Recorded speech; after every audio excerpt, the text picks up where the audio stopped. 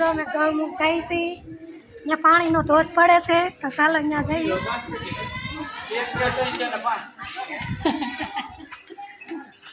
પવન આવ્યો તો ઠંડો આજ કે લોકેશન એક નંબર ગૌમુખ હે ઉતરીએ છીએ.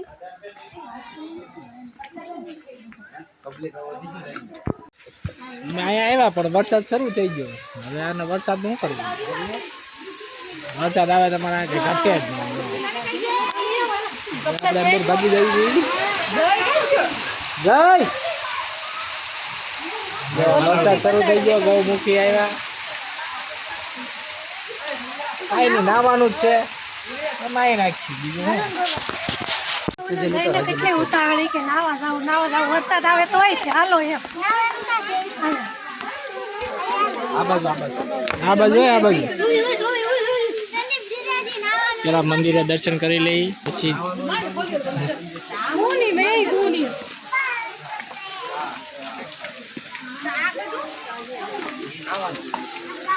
લોકેશન એક નંબર છે ભાઈ ગૌમુખ.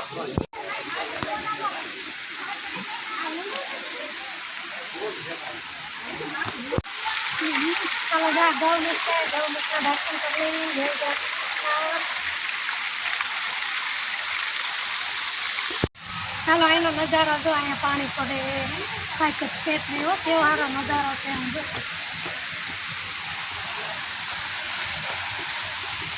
એક નંબર લોકેશન હે, એક નંબર ઘટે જ નહીં. નાવાની મજા આવે. આપણે કેમ જુનાગઢ ને ભૂલી જાય તમને. એ અમે લીલી પ્રકારમાં કેમ આવ્યા હોય એવું જ લાગ્યા કરે. હજી તો આ બે છોકરા ના હે.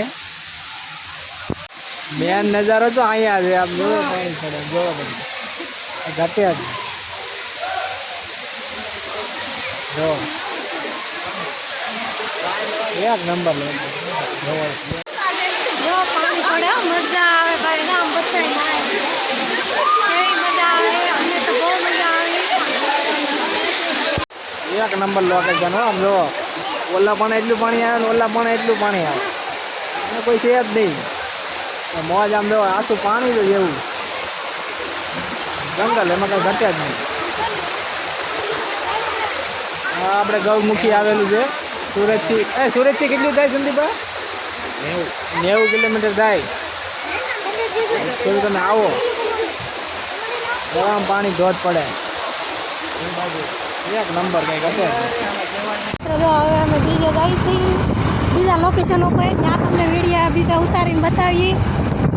આગળ આપણે આની કરતાં સારા લોકેશન ઉપર જવાનું છે. બીજો વિડીયો તમે જોવાનું ભૂલતા નહીં. આજે ધરી ધરી પાણી પડતું હતું. આગળના લોકેશન ઉપર બહુ ખરાબ ઉપરથી પાણી પડે, બહુ મજા આવ્યા કરે. તો તમને વિડીયો સારો લાગે તો લાઈક કરો, શેર કરો, સબસ્ક્રાઈબ કરો. આવા નવા લોકેશન તમને બતાવતા રહીશું. જય ગિરનારી.